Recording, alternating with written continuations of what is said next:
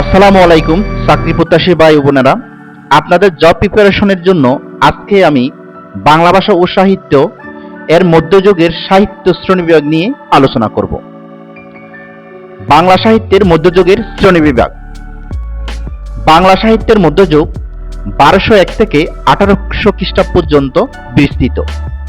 1204 খ্রিস্টাব্দে বাংলাদেশে প্রথম মুসলিম শাসনের সূত্রপাত হয় এবং 1757 সালে পলাশী যুদ্ধে ইংরেজদের বিজয়ের মাধ্যমে অবসান ঘটে।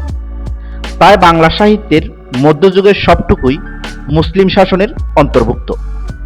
মুসলিম শাসন আমলে বাংলা সাহিত্যের যুগ বিভাগ।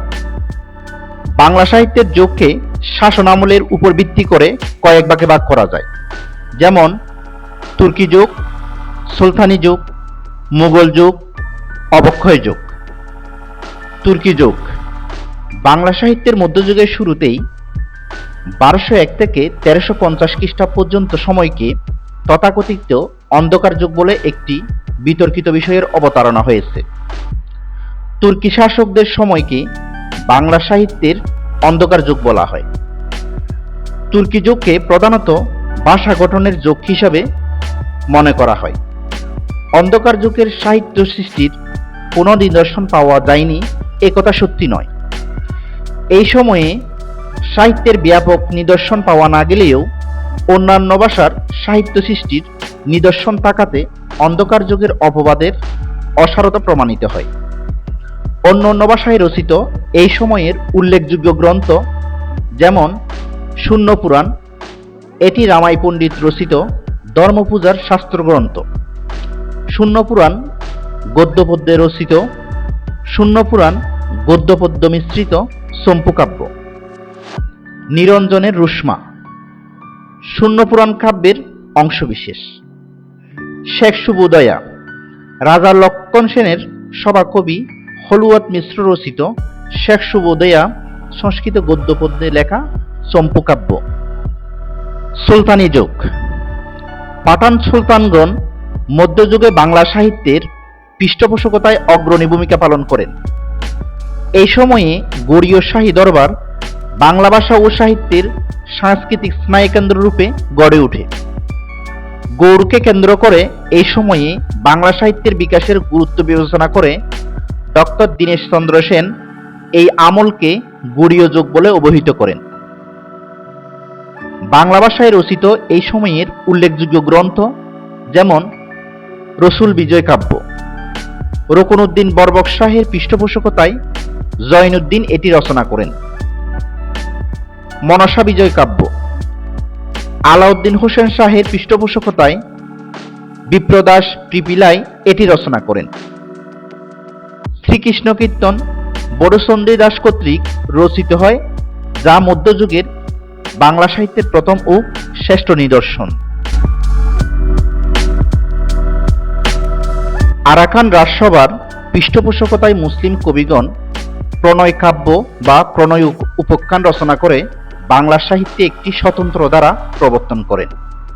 পাশাপাশি বাংলার সুবেদার ও নবাবদের সহযোগিতায় এই দেশে মৌলিক ও অনুবাদ সাহিত্যের বিকাশ ঘটে। এই সময়ের বাংলা সাহিত্যের সমগ্র সৃষ্টিকে দুইটি শ্রেণীতে ভাগ করা যায়, যেমন মৌলিক সাহিত্য ও অনুবাদ সাহিত্য।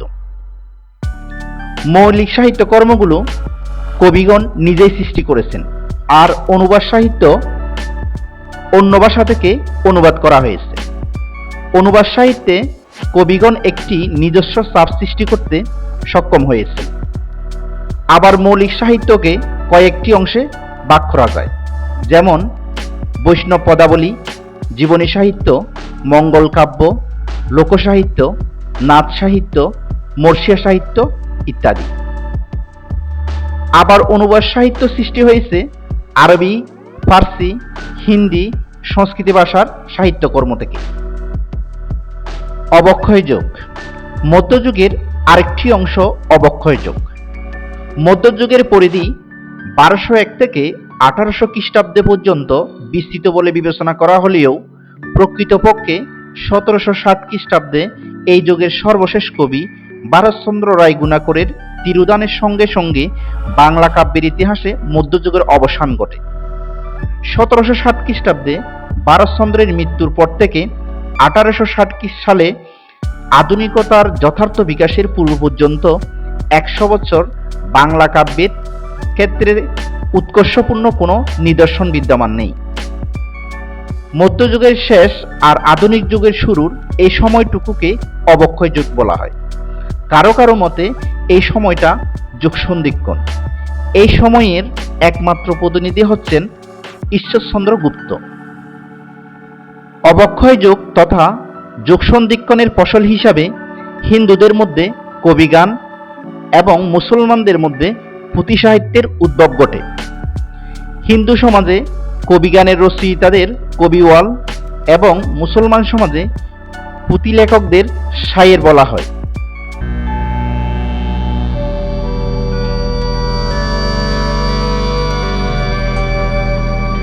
এতক্ষণ যারা আমার কথা শুনেছেন এবং ভিডিওটি দেখেছেন, আপনাদের সবাইকে আন্তরিকভাবে ধন্যবাদ। চাকরি বিষয়ক সকল তথ্য পেতে চ্যানেলটি সাবস্ক্রাইব করে রাখুন।